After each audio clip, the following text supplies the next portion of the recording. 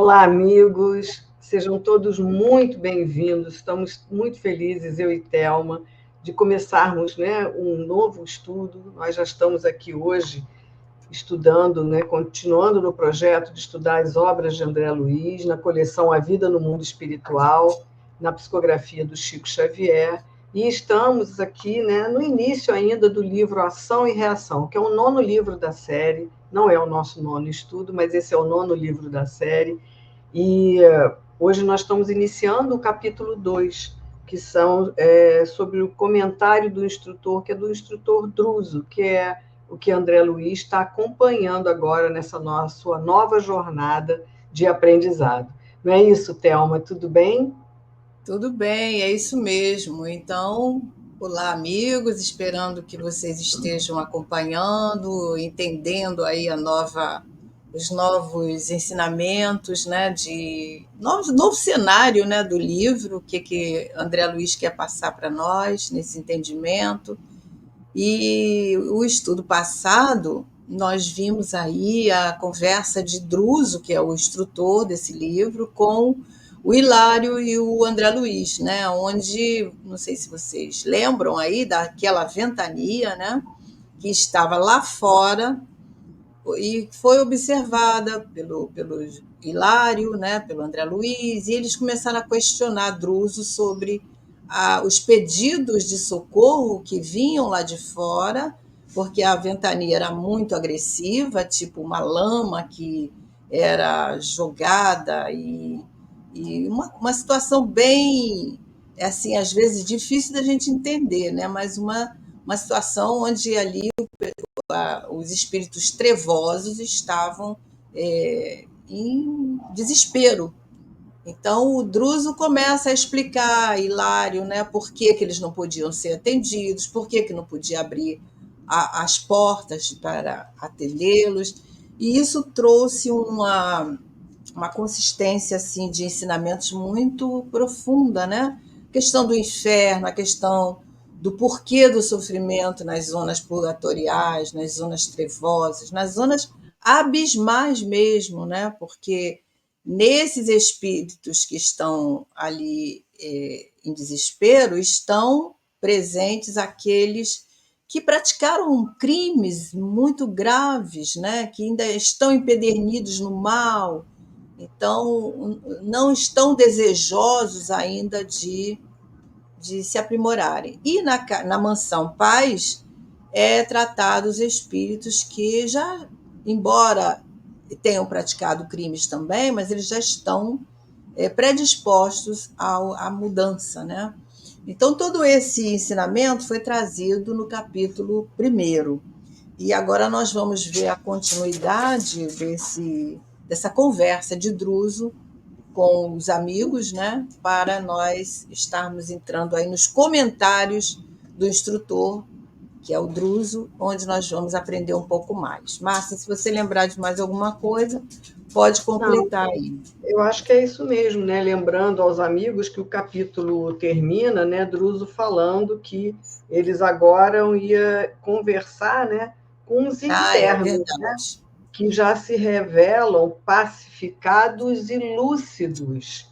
E aí eles diz que eles dedicam algumas horas por semana, 2 vezes por semana, em conversando com eles, já preparando eles para a reencarnação, para uma nova experiência na carne. Então, é esse momento que nós vamos ver. Esse capítulo, que é Comentários do Instrutor, o título, é justamente essa conversa de Druso com essas pessoas que já conseguiram sair daquele ambiente que a Thelma estava relatando e já frequentam a mansão Paz, já lúcidos, mais lúcidos, como o Druso mesmo fala aqui, nesses internos já pacificados e lúcidos. Então, a gente vai ver essa conversa do Druso com eles, é isso. Isso mesmo. Então, vamos nós. Vamos lá. Comentários do instrutor, nós também vamos dividir em 2 partes, para que a gente possa aproveitar ao máximo aí. Então, André Luiz nos diz que o recinto a que demandáramos era confortável e amplo, contudo, A expressiva assembleia que o lotava, em grande parte, era desagradável e triste. Olha, interessante esses comentários de André Luiz, né, Thelma? Se a gente estivesse lá olhando isso. Ele diz que aqui, ao clarão de vários lampadários, podíamos observar do largo estrado em que nos instaláramos com o orientador os semblantes disformes que, em maioria, ali se congregavam. Aqui e ali se acomodavam assistentes e enfermeiros, cuja posição espiritual era facilmente distinguível pela presença simpática com que encorajavam os sofredores. Calculei em 200, mais ou menos, quer dizer, 200 pessoas aproximadamente, o número de enfermos que à nossa frente se reunia. Mais de 2/3, quer dizer ali, né, apresentavam deformidades fisionômicas. Então, a gente vê aqui, né, o que André Luiz está dizendo para a gente, né, Thelma? Como é que, apesar de Druso ter dito que eram pessoas já lúcidas e pacificadas, mas ainda a forma espiritual delas, né, Thelma, ainda estavam disformes. É porque o perispírito ele vai somatizando as nossas ações, né? E quando nós estamos ligados ao mal, ligadas às coisas negativas, ele vai deformando por causa da nossa consciência, né? A nossa própria consciência perante nós mesmos vai fazendo essa modificação e vai plasmando ali, né, os nossos débitos com a lei, né? Ação e reação. Então, é preciso a reencarnação, várias reencarnações, para que esse perispírito vá se recompondo. Isso acontece, né? Então, eles estão disformes, apesar deles já quererem, porque eles já se conscientizam que fizeram mal, que praticaram mal.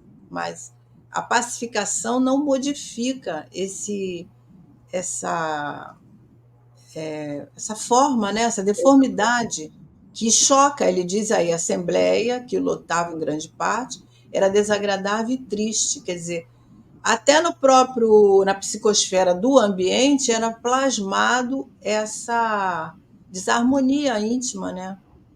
É isso mesmo. Então vamos nós. E aí André Luiz continua dizendo que quem terá visitado um sanatório de moléstias da pele, analisando em conjunto os doentes mais graves, poderá imaginar o que fosse aquele agregado de almas silenciosas e dificilmente reconhecíveis. Notando a quase completa quietude ambiente, indaguei de Druso quanto à tempestade que se contorcia lá fora, informando-me o generoso amigo que nos achávamos em salão interior da cidadela, exteriormente revestido de abafadores de som. Eu fico pensando em lugares quando a gente tem até muito movimento, né, Thelma? Quando a gente bota essas janelas, coisas anti-ruído, a gente não escuta. Então, ele está dizendo aqui que tem abafadores de som. Mas antes da gente continuar, a gente que complementa o slide anterior, quando ele fala da forma das pessoas, né? Que ele fala aqui que pessoas que tivessem, se a gente fosse visitar um sanatório de moléstias da pele, né? Então, eu fico pensando que se tivessem essas pessoas encarnadas, talvez os próprios pessoas que convivessem não reconheceriam mais essas pessoas. Que ele fala ali, almas silenciosas e dificilmente reconhecíveis. Talvez a fisionomia tenha mudado tanto, né? Que mesmo se fosse um parente meu, que se a gente desencarnasse, visse, talvez eu não reconhecesse no plano espiritual, ou aqui na Terra, do mesmo jeito, né? Você vê que as pessoas tristes, as pessoas revoltadas, as pessoas que estão em circunstâncias difíceis moralmente, né? A gente vê a fisionomia, ela é conturbada, Muda. ela traz assim um semblante pesado, né? Imagina uma criatura ligada a crimes, ligada a situações graves, né? Que comprometem a si e ao outro. É realmente uma coisa para a gente pensar, né? Essa questão do sanatório Aí eu me lembrei, quando o Amazonas Hércules era vivo, tinha um período onde várias casas espíritas faziam visitas lá no sanatório, que fica aqui no Rio de Janeiro, no Jacarepaguá. É o Centro Espírita Filhos de Deus, que ainda existe, só que depois que o Amazonas Hércules desencarnou, mudou um pouco a dinâmica, né? Mas ele existe. E nós tivemos oportunidade várias vezes de irmos numa caravana de uma casa espírita que nós pertencíamos a visitas nesse local. A gente visitar aquelas enfermarias, e não eram assim situações como está descrevendo aqui, eram mais amenas. Mas o que recompensava muito era quando nós retornávamos das salas, das enfermarias, e que íamos nos reunir com o próprio Amazonas Hércules, que, mesmo com seus dedinhos todos carcomidos, né, ele datilografava com um lápis assim, seguro assim no dedo, e ele datilografava naquela época, muitos hoje não conhecem, né, a máquina da datilografia. Ele datilografava as cartas, toda a correspondência do centro, com um lápis ali assim. E declamava poesias lindas. E ele tinha os pés mutilados, as mãos mutiladas, né? Então, a nossa alegria era quando retornava ali, que a gente saía dali reconfortado. Mas, porque ele estava num outro, né, numa outra, vamos dizer assim, num outro quadro, né, de pensamentos positivos, de propósitos, de objetivos e tal. Agora, nesse caso aqui das moléstias da pele, quando você vê as pessoas todas deformadas, tudo, realmente dá um mal-estar, né? Muitos não tinham condição de ver determinadas cenas, determinados quadros, né? Porque nosso coração fica, né, pungido mesmo. Então, eu entendo e lembrei disso quando eu estava lendo, porque é um fato, né? Quem de nós não ficaríamos chocados? Imagine você ver uma assembleia lotada, que ele falou, Não é? dos Pois é. nessas 200 pessoas todas trazendo deformidades, né? E talvez mau cheiro, talvez, né? Feridas, coisas assim que chocam, que impactam o nosso emocional, né?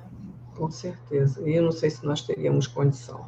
Pois Bom, e aí o André diz para a gente que, integrando a equipe dirigente, Hilário e eu passamos a conhecer companheiros agradáveis e distintos, os assistentes Silas e Honório e a irmã Celestina, 3 dos mais destacados assessores na condução daquela morada socorrista.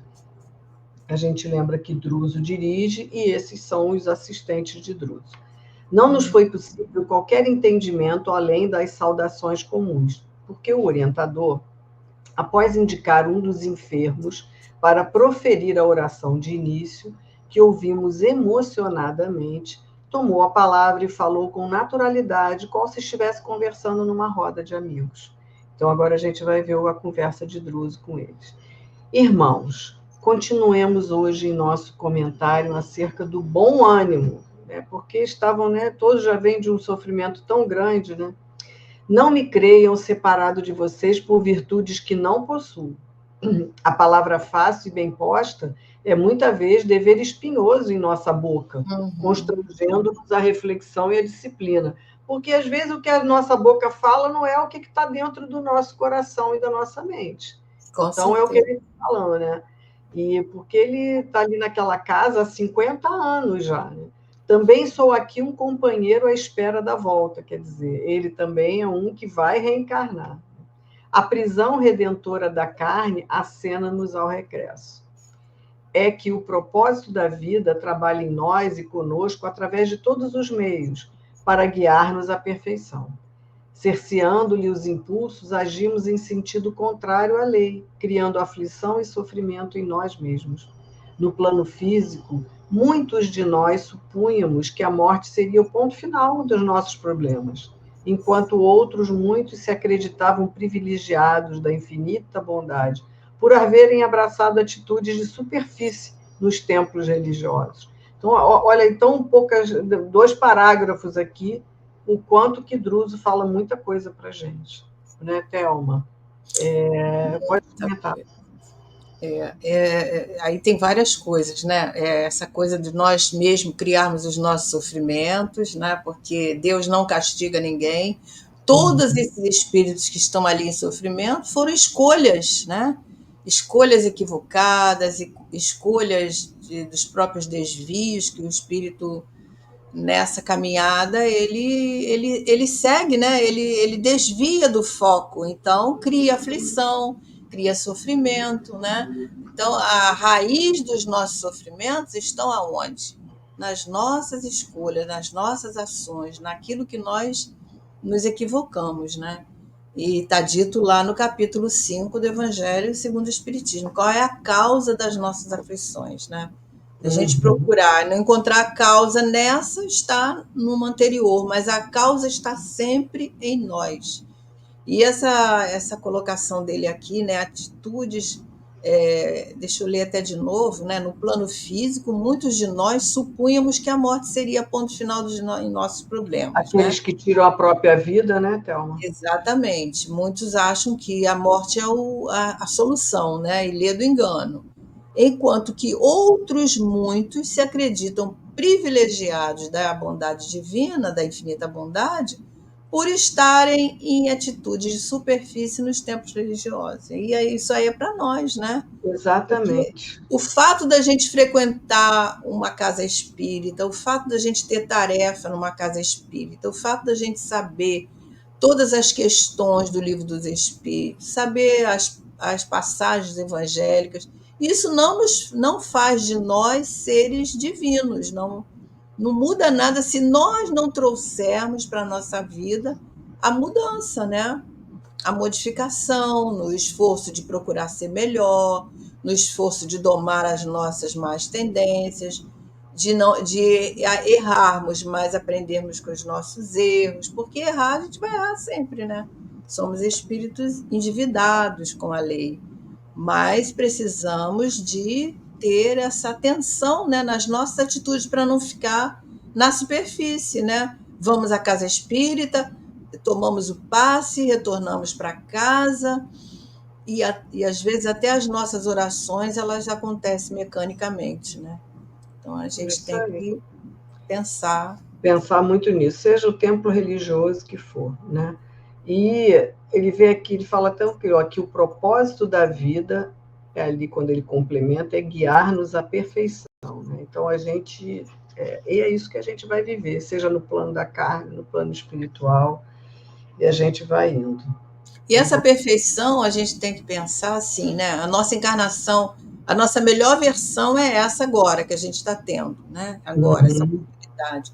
Então, fazer dela a nossa melhor oportunidade, dar o melhor de nós, né? Querer fazer o melhor, querer dar o melhor, né? Agir da melhor maneira para estarmos em paz com a nossa consciência, né? Vamos lá. A viagem, ele continua, tá? Isso aqui é bem Druso, continua falando aí. A viagem do sepulcro, no entanto, ensinou-nos uma lição grande e nova, a de que nos achamos indissoluvelmente ligados às nossas próprias obras. É o que a Thelma falou. Nós somos consequência de nós mesmos.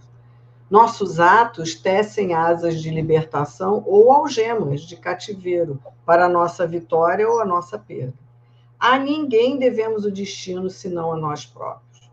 Entretanto, se é verdade que nos vemos hoje sob as ruínas de nossas realizações deploráveis, não estamos sem esperança. Se a sabedoria de nosso Pai Celeste não prescinde da justiça para evidenciar-se, essa mesma justiça não se revela sem amor. Se somos vítimas de nós mesmos, somos igualmente beneficiários da tolerância divina, que nos disserra os santuários da vida para que saibamos expiar e solver, restaurar e ressarcir. Então, o que está querendo dizer, né, Thelma? Por pior que seja o que tenha sido os nossos atos, os nossos pensamentos, o Pai tem uma tolerância conosco imensa, nos dá várias e várias oportunidades mas que a gente pode ir aos poucos aliviando essas oportunidades ou também dificultando essas oportunidades, né? Dependendo das nossas ações, né? É.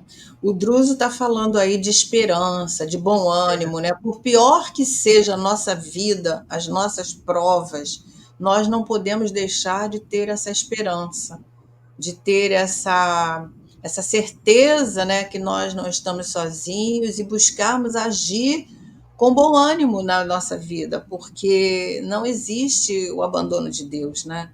Conforme você falou, é a providência divina está a nosso favor sempre. Os amigos espirituais estão no nosso acompanhando as nossas ações, mas é preciso que nós queiramos, né, fazer melhor para termos cada vez mais assistência, para que os nossos propósitos sejam vistos, né, com vontade de fazer melhor. É muito comum a gente desanimar diante das circunstâncias. Você vê que ele está fazendo essa elucidação aí para esses companheiros que vão reencarnar. Então, a esperança está onde? Na reencarnação, na vida que Deus nos dá, na oportunidade. Então, é nesse rala e rola nosso aqui mesmo que nós temos que não jamais ficarmos desanimados, frustrados, né? E vermos em cada dificuldade uma possibilidade de melhora, né? De ação, de agradecimento a Deus. É muito bom a gente ter essa certeza, né? Porque Deus é amor, né? Ele fala aqui, né? A justiça não se revela sem amor. Deus é amor. Exatamente. Muito bom. E aí ele continua, na retaguarda, quer dizer, atrás da gente, ali cuidando, né? Aniquilávamos o tempo, na parte de trás, aniquilávamos o tempo, instilando nos outros sentimentos e pensamentos que não desejávamos para nós. Quando não estabelecíamos pela crueldade e pelo orgulho vasta sementeira de ódio e perseguição. Ô, Thelma, você sabe, a gente recebe um monte de mensagem todo dia, né? Aí eu recebi uma assim, que ele fala aqui na retaguarda, que aniquilávamos o tempo instilando nos outros sentimentos e pensamentos, mas isso que eu recebi era assim, se nós pudéssemos nos alimentar das nossas palavras, elas nos fariam bem ou eu vou até ver a palavra, ou nos envenenavam. Uhum. Então, aqui ele está falando de pensamentos e sentimentos que a gente faz para o outro, mas que também vem para nós. Então, a gente até cuidado com as nossas próprias. Se palavra fosse alimento, as nossas seriam, nos alimentariam. Quer dizer, que tipo de palavras, né? Se essas palavras pudessem ser comidas, né, absorvidas, as nossas palavras nos alimentariam ou nos envenenariam. Então, isso que a gente tem que pensar, né? E Jesus já falava, né, que a gente Exatamente. fala daquilo que o coração está cheio, né? Então, o que é importante é o que sai da boca e não o que entra, né? Então, que é o que está no nosso coração. Então, com semelhantes atitudes, porém, levantamos em nosso prejuízo a desarmonia e o sofrimento, que nos sitiam a existência quais inexoráveis fantasmas, que era o que eles eram quando estavam, né, chegaram no plano espiritual. O pretérito, quer dizer, o passado, fala em nós com gritos de credor exigente, amontoando sobre as nossas cabeças os frutos amargos da plantação que fizemos. Daí os desajustes e enfermidades que nos assaltam a mente, desarticulando-nos os veículos de manifestação. Admitíamos que a transição do sepulcro fosse em lavagem miraculosa, libertando-nos o espírito, mas ressuscitamos no corpo sutil, quer dizer, no corpo espiritual, de agora, com os males que alimentamos em nosso ser. Então, aqui é muito sério, né, o que ele fala para a gente, né, Thelma? O nosso passado vai fazer com que repercuta totalmente na vida espiritual, e a gente lembra que no capítulo 1, ele mostra, né, para a gente, toda aquela comunidade que está do lado de fora, a forma como eles são, quando ele coloca todos eles aqui criminosos, pessoas assim, gênios infernais, né, criaturas perversas, esses faziam parte de tudo isso, mas que já estão com condições de seguirem adiante, né? Mas vieram desse passado. o que a gente tem que pensar é nisso, né? Como será a nossa chegada nesse plano espiritual, né, Thelma? Caminharam nesse percurso aí doloroso durante séculos, né? Porque o espírito não modifica assim de um momento para o outro. A gente sabe que a evolução não dá salto. A gente lembrou aqui acho que no prefácio, né? A postura de Gregório, né? Que ficou lá tantos séculos lá no mundo espiritual, nas trevas, coordenando aquelas turbas de espíritos maus, né? Empedernidos no mal. Mas ele conseguiu sair, né? Graças à sua mãe, graças ao empenho, né? Mas é doloroso esse percurso. É como a gente está vendo esses espíritos que estão lá fora, na gritaria, né? Desarmonizados, mas há quantos séculos, né? Mas mesmo assim, Deus está olhando por eles, né?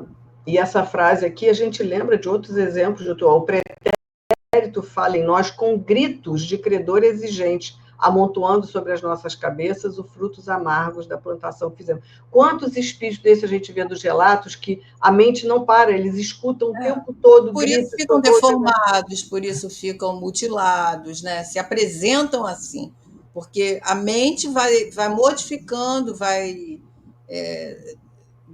trazendo modificações para o perispírito, né? Porque é importante a gente afirmar que nada disso é colocado nesses espíritos, é por alguém provocado. É ele com a consciência dele mesmo. Né? Então, tudo que acontece com a gente é em função da nossa consciência ao desencarnar. Ele fala desajustes e enfermidades que nos assaltam a mente. Todos os desajustes, conflitos, né? Tanto que tem os espíritos que precisam reencarnar deformados, né? Com graves defeitos, com graves circunstâncias, né? Trazidos aonde? Desse passado, né? Isso aí. Vamos nós. E ele continua. Nossas ligações com a retaguarda, por essa razão, continuam vivas. Laços de afetividade mal dirigida e cadeias de aversão aprisionam-nos ainda a companheiros encarnados e desencarnados, muitos deles em desequilíbrios mais graves e constringentes que os nossos. Nutrindo propósitos de regeneração e melhoria, somos hoje criaturas despertando entre o inferno e a terra, que se afinam tão estranhamente um com o outro como nós e nossos feitos. Achamo-nos imbuídos do sonho de renovação e paz, aspirando à imersão na vida superior. Entretanto, quem poderia adquirir respeitabilidade sem quitar-se com a lei? Ninguém avança para a frente sem pagar as dívidas que contraiu. Como trilhar o caminho dos anjos de pés amarrados ao carreiro dos homens, que nos acusam as faltas, compelindo-nos a memória ao mergulho indiscriminado nas sombras? É isso. Esse livro ele trata desses espíritos mais comprometidos com a lei, né? Ele vai mostrando toda essa consequência dessa degeneração moral, né? Então, por isso ele vem falando dessas cadeias de aversão que nos aprisionam, porque muitos precisam reencarnar em corpos debilitados para se esconderem mesmo, para ficarem protegidos, né? Então, é muito interessante, mas ao mesmo tempo doloroso todo essas revelações que o Druso vai fazer aqui, porque nos faz pensar muito, né? Ninguém avança para frente sem pagar as dívidas que contraiu. Então, quando a gente se depara com a nossa realidade, né, atual, que a gente vê tantos crimes acontecerem, tantas mentes enfermas praticando atos delituosos, né, que nos chocam, que a gente chega a se perguntar assim se é um ser humano, né, que praticou aquilo. Então a gente vê que essa mente ela está tão comprometida, ela está tão envolvida que ela vai levar um período muito grande como diz, para ressarcir suas dívidas, né? As dívidas que contraiu aí ao longo de várias encarnações, porque são espíritos viciosos, né? Às vezes reencarnam e continuam naquele ciclo vicioso daqueles crimes, né? Que estão na sua índole. E é isso. Druso fez uma ligeira pausa e, depois de significativo gesto, como que indicando a torturada paisagem exterior, prosseguiu em tom comovente. Em derredor do nosso pouso de trabalho e esperança, alongam-se flagelos infernais, quer dizer, em derredor da casa, da mansão Paz ali, né? Quantas almas petrificadas na rebelião e na indisciplina aí se desmandam no aviltamento de si mesmas. O céu representa uma conquista sem ser uma imposição. A lei divina, alicerçada na justiça indefectível, funciona com igualdade para todos. Por esse motivo, nossa consciência reflete a treva ou a luz de nossas criações individuais. A luz, aclarando-nos a visão, descortina-nos a estrada. A treva, enceguecendo-nos, agrilhoa-nos ao cárcere dos nossos erros. E aí, essa frase também, o céu é uma conquista e não uma imposição. Temos que conquistar dentro do nosso coração esse céu interior. Isso. E a gente não tem como conquistar esse céu interior, esse reino interior, esse reino divino, sem que a gente tenha com a nossa mente, o nosso coração tranquilo, em paz, sem uma consciência pesada de tudo que nós fizemos aos outros. Esse céu aí é conquista, mas não aquele céu, né, que trazido pela Igreja Católica, um lugar escrito onde vamos tocar harpas e ficarmos lá em cânticos, né? Mas um céu de tranquilidade interior, de paz interior, né? Que os espíritos vêm dizendo para nós, se é possível a gente ser feliz. É possível sim, desde que a gente tenha a consciência tranquila, né? Precisamos de ter essa consciência tranquila. E nós precisamos de estar em paz com a nossa consciência, né? Ele fala, por esse motivo, nossa consciência revela a treva ou a luz de nossas criações individuais. A gente pode estar dentro da nossa mente desenvolvendo situações que vão trazer essa inquietude para nós no futuro, né? Ele continua dizendo que o espírito, em harmonia com os desígnios superiores, descortina o horizonte próximo e caminha, corajoso e sereno para adiante, a fim de superá-lo. No entanto, aquele que abusa da vontade e da razão, quebrando a corrente das bênçãos divinas, modela a sombra em torno de si mesmo, insulando-se em pesadelos aflitivos, incapaz de seguir à frente. É o que nós estávamos falando, né? Porque a própria pessoa pode criar esse inferno mental, né? Dentro dela. E por quê? De que maneira? Abusando da vontade, da razão, quebrando correntes, né? Infringindo a lei divina.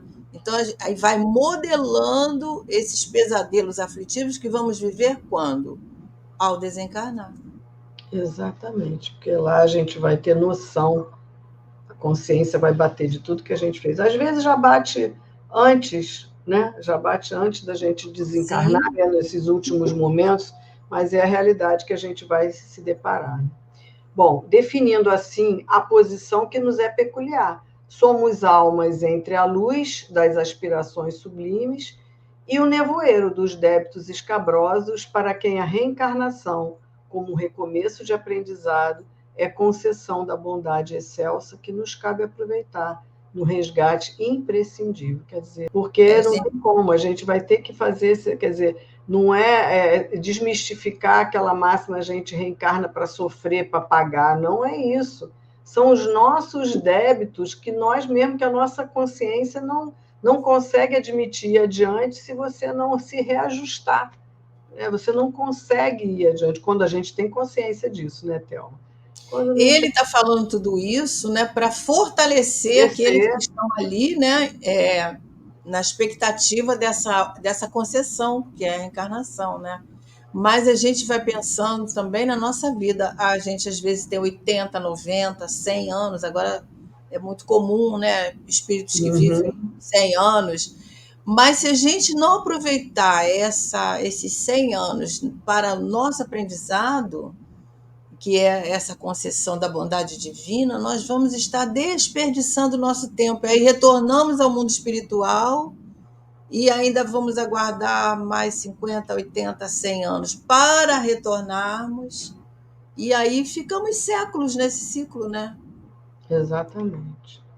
E aí ele diz que, em verdade, por muito tempo ainda sofreremos efeito das ligações com os nossos cúmplices e associados de intemperança e desregramento. Mas, dispondo de novas oportunidades de trabalho no campo físico, é possível refazer esse destino, dissolvendo escuros compromissos e, sobretudo, promovendo novas sementeiras de afeição e dignidade, esclarecendo a ascensão. Quer dizer, a gente tem aqueles que foram compactuando conosco, fazendo as coisas junto com a gente. Então, nós vamos ter outra oportunidade de conviver com esses mesmos e com aqueles com quem nós prejudicamos, né? Para que a gente possa Precisamos, refazer tudo isso. a gente precisa estar muito atento, né, para não recairmos nos erros novamente, para aprendermos a fazer boas escolhas. Tudo isso está no entendimento da finalidade da nossa encarnação, né? Quando a gente entende o porquê, qual é o objetivo de nós estarmos aqui, nós aprendemos a valorizar as oportunidades, né, que Deus nos dá. Não é? É isso.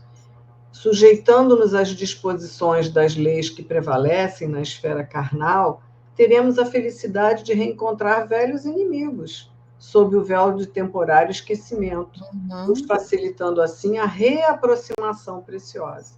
Dependerá desse modo de nós mesmos convertê-los em amigos e companheiros, de vez que, padecendo-lhes a incompreensão e a antipatia, com humildade e amor, sublimaremos a química dos nossos sentimentos e pensamentos, plasmando novos valores de vida eterna em nossas almas. E aí, ante a pausa que o instrutor imprimiu às suas considerações, voltei-me para a assembleia que o escutava.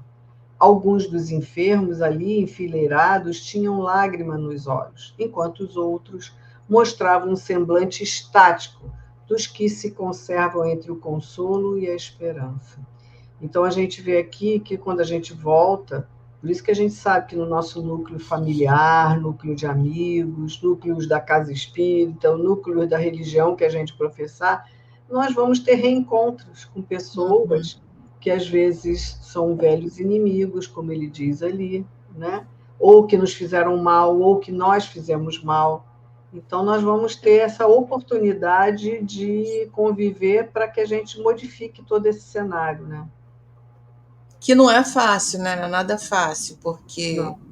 diante das experiências que nós vivenciamos, ao reencontrarmos esses velhos inimigos, vai abrir para nós uma possibilidade aí de sentimentos, né, que não são mais aqueles esperados, mas que podem surgir e vai depender de nós mesmos, né, com o nosso esclarecimento hoje, a entender que aquilo ali pode ser modificado se nós quisermos, né? Com muita oração, com muita vontade de transformar aquela antipatia em simpatia. A gente vê nos nossos próprios filhos, né? Os netos que chegam, que são espíritos endividados que trazem o perfil né, que a gente percebe ali, ou um inimigo do passado, ou um comparsa, ou alguém a quem nós devemos, estão presentes, né, nos nossos amigos, os nossos vizinhos. Estamos circundados aí desses espíritos, né, que retornam para a nossa vida, enquanto nós não pagarmos o último ceitil, ou seja, enquanto a gente não perdoar, enquanto a gente não aprender a tolerar, né, vamos estar nessa ida e vinda aí. É isso. E aí, ele nos diz assim, né, André Luiz, que ele faz uma pausa. Druso, que também sentiu o efeito de suas palavras nos ouvintes, reconfortados, continuou. Somos espíritos endividados. Nenhum de nós não tem dívida, gente. Nenhum de nós. Senão a gente não estaria aqui reencarnando nesse planeta. Somos espíritos endividados com a obrigação de dar tudo em favor de nossa renovação. Comecemos a articular ideias redentoras e edificantes, desde agora, favorecendo a reconstrução do nosso futuro. Disponhamos-nos a desculpar os que nos ofenderam, com o sincero propósito de rogar perdão às nossas vítimas. Cultivando a oração com serviço ao próximo, reconheçamos na dificuldade o gênio bom que nos auxilia a desafiar-nos ao maior esforço. Reunindo todas as possibilidades ao nosso alcance, espalhemos nas províncias de treva e dor que nos rodeiam o socorro da prece e o concurso do braço fraternal, preparando o regresso ao campo de luta, o plano carnal, em que o Senhor, pela bênção de um corpo novo, nos ajudará a esquecer o mal e replantar o bem. Então ele bota aqui, né, um plano de ação para a gente. Temos que desculpar, temos que pedir perdão, temos que cultivar a oração com serviço ao próximo, né? Então ele vai dizendo tudo que a gente tem que fazer ao nosso alcance para que a gente possa voltar, né, dirimindo. E olha que a gente sai com um planejamento de 100%, mas se a gente já conseguir voltar melhor 20%, 30%, a gente já ainda está... É um lucro. Já está no lucro, né, Thelma? E a situação nossa, com o conhecimento, agrava um pouquinho mais, né? Porque esses espíritos que Druso está tratando ali, eles não têm o conhecimento moral, né? Eles não têm, muitos ou maioria ali, não tem esse conhecimento moral. Mas quando nós temos o conhecimento moral, nós somos responsáveis pelo entendimento, né? Não podemos dizer que não sabíamos. E outra coisa que ele fala aqui é da questão da vítima.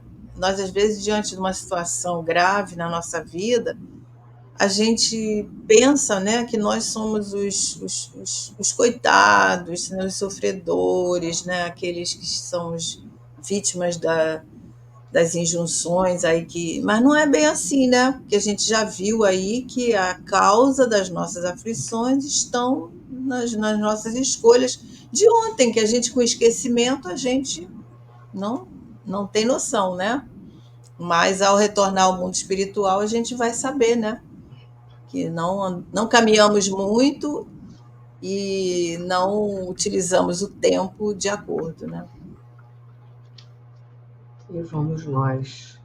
Para nós, ele continua, né? Para nós, herdeiros de longo passado culposo, a esfera das formas físicas simboliza a porta de saída do inferno que criamos. Então, quer dizer, o único caminho que a gente tem é voltar. É a reencarnação. É a reencarnação. Superando nossas enfermidades morais e extinguindo antigas viciações no triunfo sobre nós mesmos, acrisolaremos nossas qualidades de espírito, a fim de que, em nos elevando, possamos estender mãos amigas aos que jazem na lama do infortúnio.